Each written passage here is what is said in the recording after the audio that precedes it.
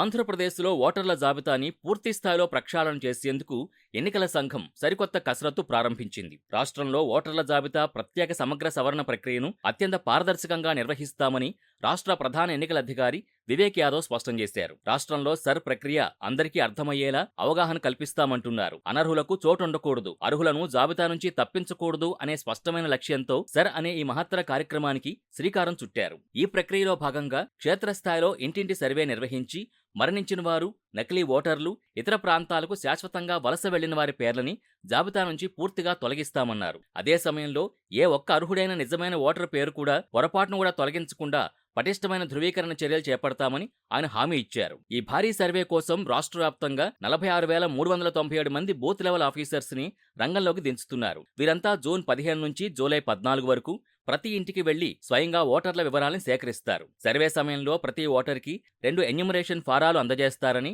అందులో ఒక ఫారాన్ని ఓటర్ పూర్తి చేసి బూత్ లెవెల్ ఆఫీసర్కు ఇవ్వాల్సి ఉంటుందని సీఈఓ వివరించారు. రెండో ఫారంపై బీఎల్ఓ స్వయంగా సంతకం చేసి వివరాలు సేకరించినట్టుగా ఓటర్కి రసీదుగా అందిస్తారు. ఈ కొత్త విధానం వల్ల ఓటరు నమోదు ప్రక్రియలో ఎటువంటి పొరపాట్లకు తావుండదని ఆయన అభిప్రాయపడ్డారు. ఈ క్షేత్రస్థాయి పరిశీలనంతా పూర్తయిన తర్వాత జూలై 21న ముసాయిదా ఓటర్ల జాబితాని అధికారికంగా విడుదల చేయనున్నారు. ఆ ముసాయిదాపై అభ్యంతరాలు, కొత్త క్లెయిమ్లు దాఖలు చేయడానికి ఓటర్లకు 4 రోజుల పాటు గడువు ఇస్తారు. వాటన్నింటినీ క్షుణ్ణంగా పరిశీలించి తుది పరిష్కారాలు చూపిన తర్వాత సెప్టెంబర్ 22న ఆంధ్రప్రదేశ్ అధికారిక తుది ఓటర్ల జాబితాని ప్రకటిస్తారు. ఉమ్మడి ఆంధ్రప్రదేశ్లో 2002లో ఇటువంటి సమగ్ర ప్రక్షాళన జరగ్గా రాష్ట్ర విభజన తర్వాత ఆంధ్రప్రదేశ్లో ఇంతటి భారీ ఎత్తున సమగ్ర ఓటర్ల సవరణ జరగడం ఇదే తొలిసారి కావడం విశేషం.